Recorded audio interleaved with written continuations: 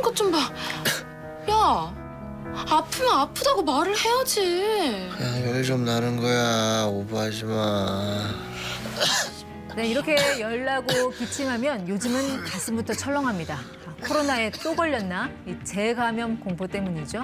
이 거리두기는 해제됐다지만 코로나는 여전히 진행 중. 지금 여러분께서 가장 궁금해할 만한 점들 이분께 여쭤보겠습니다. 김정기 고려대 약대 교수 나오셨습니다.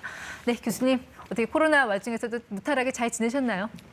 저는 아이가 학교에서 감염돼 오면서 집에서 식구들이 다 걸렸습니다. 그래서 저도 감염된 적이 있습니다. 좀 고생 좀 하셨겠네요. 저는 목이 약간 잠기는 정도의 거의 무증상에 가까운 증상을 보였기 때문에 크게 네. 고생은 안 했는데 자가격리 자체가 일주일 동안 밖을 못 나가기 때문에 네. 상당히 힘들었습니다.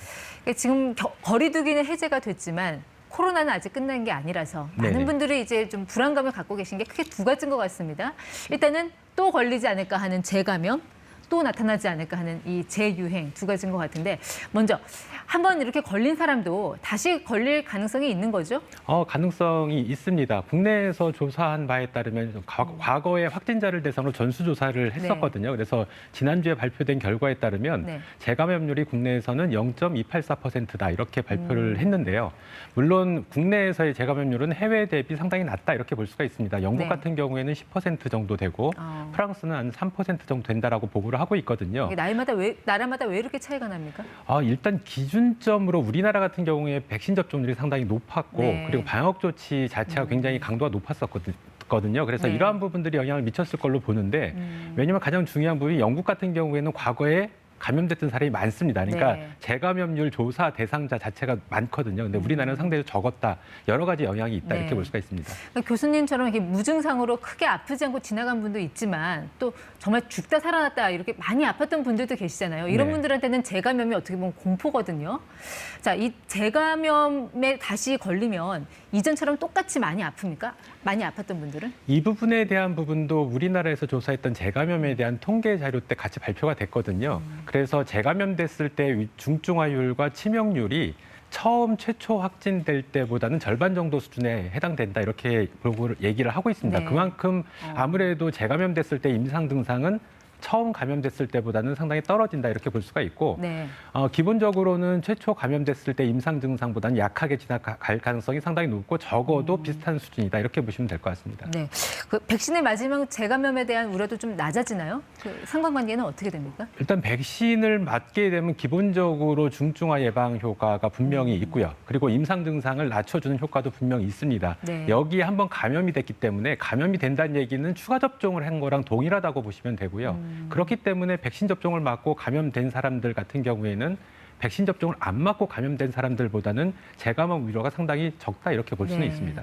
근데 이게 자라보고 놀란 가슴 소뚜껑 보고 놀란다고 요즘 뭐 환자에게 흔히 나타날 수 있는 증상, 뭐 콧물이라든지 기침 이런 것만 나와도 내가 이게 재감염이 된 건가 하는 걱정을 하게 되거든요. 네네. 이 재감염으로 의심해 볼 만한 증상은 그냥 코로나 증상과 똑같다고 보면 되는 건가요?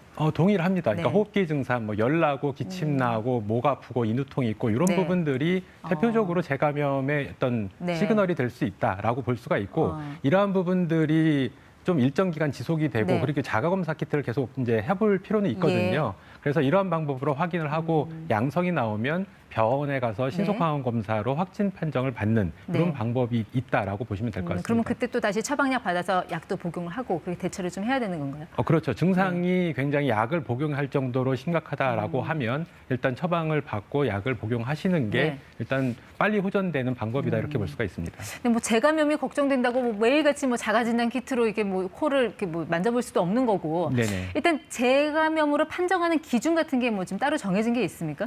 기존에 과거에 우리가 PCR 방법으로 확진 판정을 받을 당시에는 지금 화면에 보이시는 것처럼 이런 재감염 추정 사례에 대한 정의, 즉 기준이 있었습니다. 네. 그래서 과거 최초 확진된 이후에 45일에서 85일 사이에 예. 증상이 있고 그래서 PCR 검사를 받았을 때 양성이 나오면 재감염이다 이렇게 판정을 하고 있고요. 네.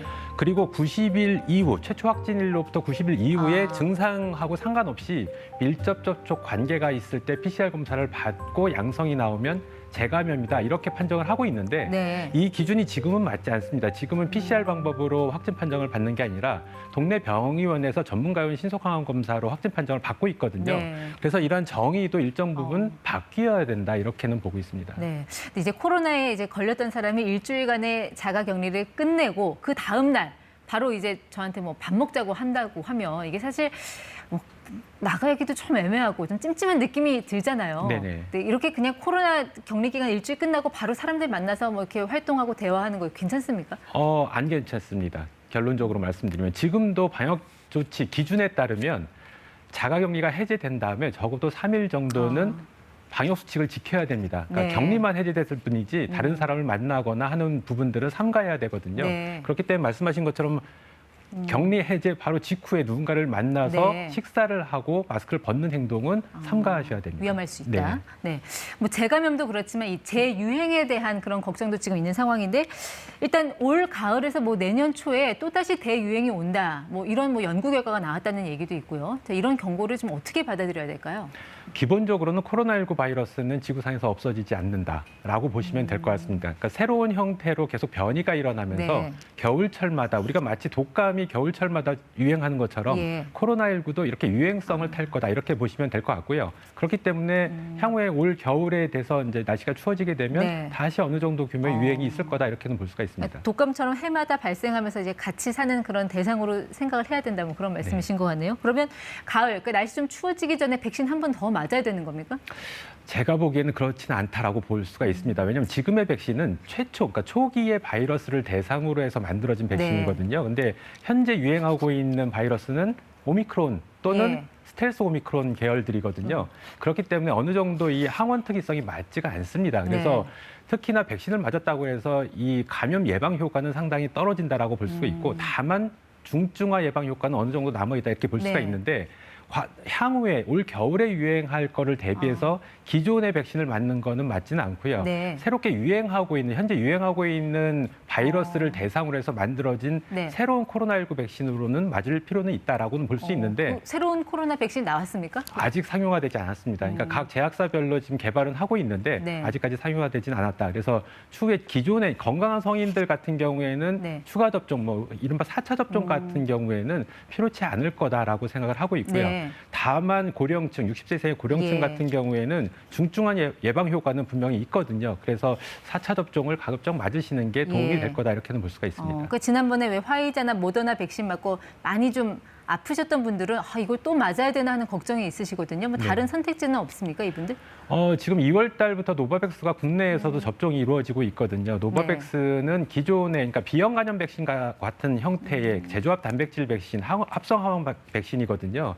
그래서 기존에 우리가 맞았던 코로나19 백신, 그러니까 mRNA 백신이나 아데노바이러스 벡터 백신, 그러니까 아스트라가 가장 대표적인데 이러한 백신 형태보다는 상당히 안전성이 우수하다라고 평가를 네. 받고 있고요. 실제로 접종을 한 이후에 추적 조사를 해봤더니 그 이상 반응 건수가 절반 정도로 떨어진다라고 되어 있거든요. 그래서 우리가 또한 그러니까 체감하는 이상 반응도 있습니다. 그 네. 체감 부작용인데 이 부분도 상당히 우수한 걸로 나타나고 있기 때문에 네. 제가 보기에는 이상 반응이 과거에 있었다라고 하면 노바백스 백신을 맞으실 것을 권장드립니다. 노바백스 뭐 부작용과 관련한 뭐 통계나 연구 결과는 아직 나온 게 없습니까? 초기에 우리나라에서 접종한 이후에 한 달 조의 초기 자료는 있는데 아직 지금 현재 단계에서는 특별한 거는 없고요. 네. 다만 말씀드렸던 것처럼 이상 반응 신고 건수가 절반 정도로 떨어져 있다라고 보시면 되고 체감 부작용 사례도 상당히 우수하다 이렇게 보면 될 것 같습니다. 네, 끝날 때까지 끝난 게 아니다. 한번 걸렸던 사람들도 주의할 게 있다라는 말씀 여기까지 듣도록 하겠습니다. 지금까지 ETY 김정기 교수와 함께했습니다. 네, 고맙습니다. 감사합니다.